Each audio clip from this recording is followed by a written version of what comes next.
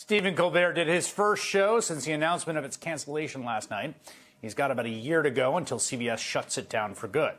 The cancellation immediately raised suspicions because Paramount, the owner of CBS, is desperate for the Trump administration to approve its proposed merger with Skydance.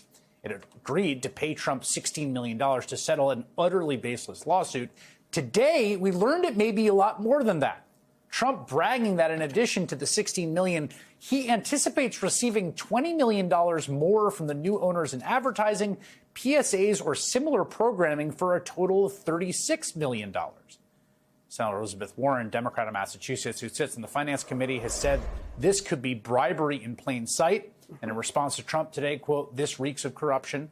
And Senator Elizabeth Warren joins me now. What is your understanding of what the president appears to have posted about some secret side deal for the conditions of a merger?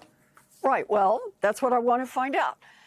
Donald Trump is the most corrupt president in the history of America.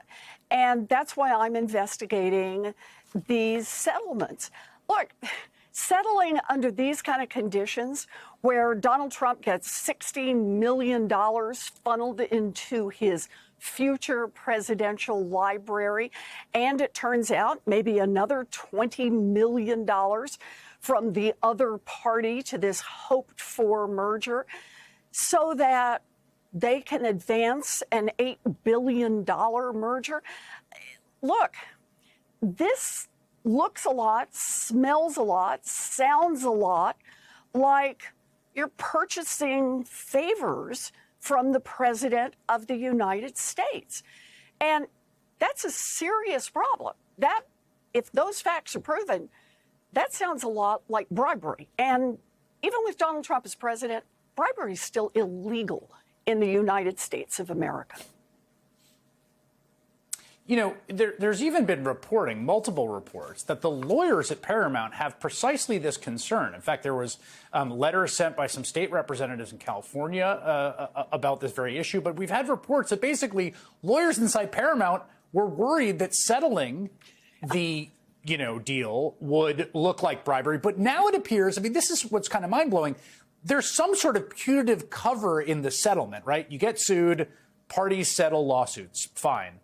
But if there's like an extra $20 million of agreed amount payments the president announced today, like that doesn't even seem to have a colorable legal rationale other than like you're giving the guy who can greenlight you money. Right. Come on, Chris.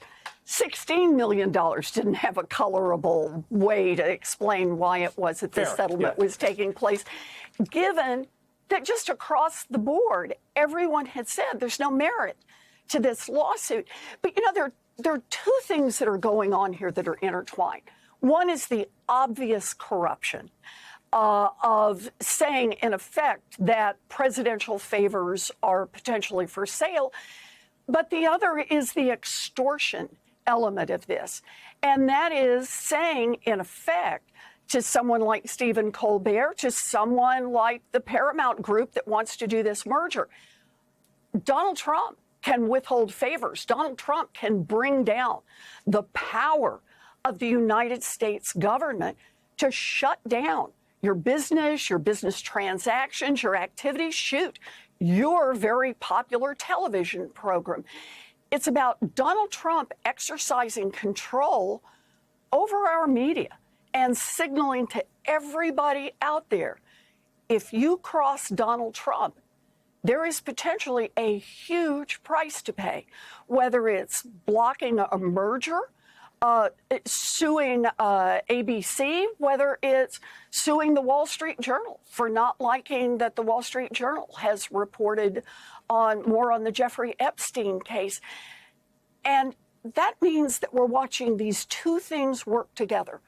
Corruption on the one hand, benefiting Donald Trump personally, but also this exercise of raw power over our media that undercuts a core part of our democracy.